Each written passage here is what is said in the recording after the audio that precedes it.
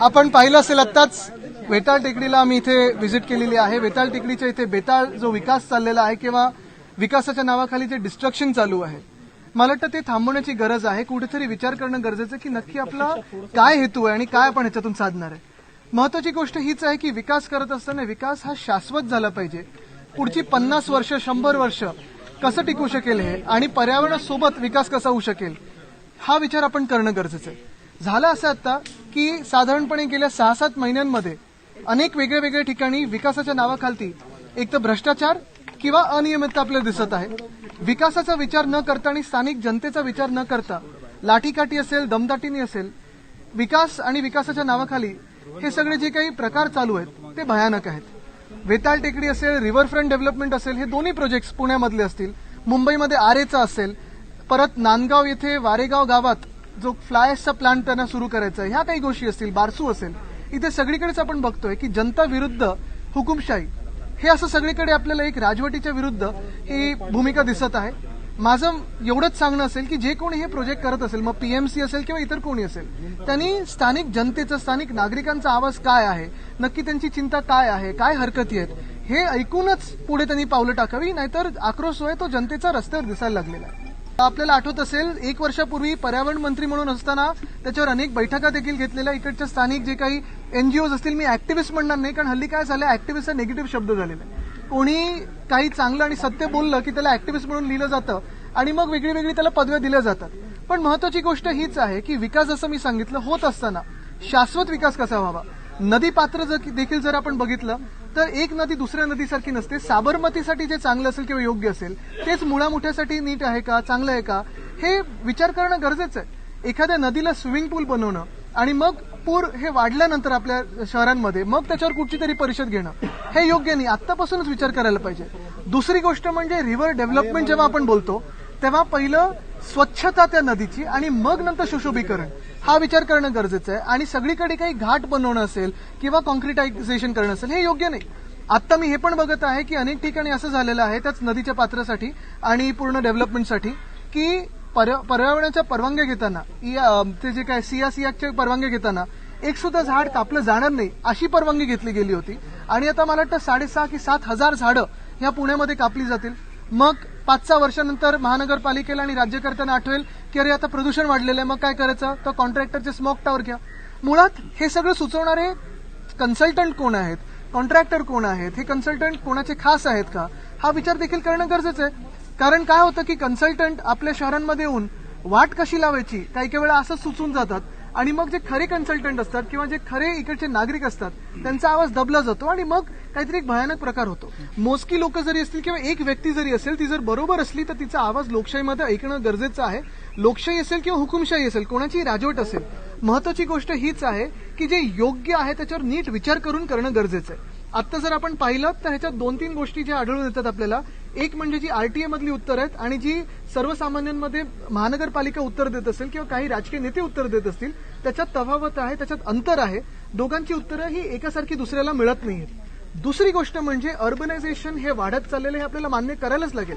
साधारणपणे आपल्या महाराष्ट्रामध्ये 12.5 कोटी जनतेतून 6.5 कोटी जनता ही शहरांमध्ये राहते. तरी देखील 44 शहरही आपण जी समजतो त्याच्यात अर्बनायझेशन म्हणजे नक्की काय हा विचार करणं गरजेचं आहे. जर जागतिक स्तरावर बघितलं आपण सगळ्या डेव्हलप्ड कंट्रीजमध्ये अर्बनायझेशनमध्ये उद्यानं, पार्क्स चांगली येतात, गार्डन्स मोठी येतात, अर्बन फॉरेस्ट येतात, लो एमिशन झोन्स येतात. आता इथे मेट्रो होते. जर मेट्रो होत असताना जर तेव्हा नारळ फोडताना सांगितलं गेलं होतं की मग रस्त्यावरच्या गाड्या कमी होणार आहेत, मग वेगळ्या पुलाची गरज काय.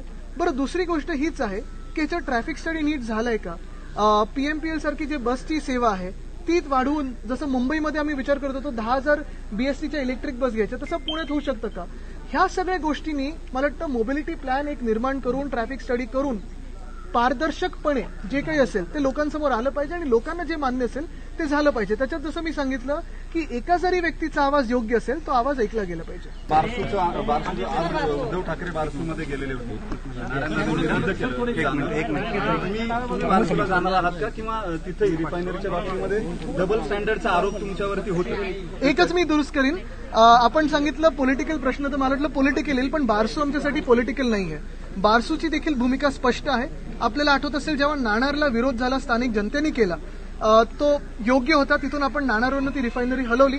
तरी देखील एक प्रयत्न होता की रिफायनरी महाराष्ट्रात आपण आणू शकतो का, कुठच्या वेगळ्या जागी नेऊ शकतो का. तेव्हा बारसूची जागा साधारणपणे आपण विचार केलेला की ही योग्य असू शकते.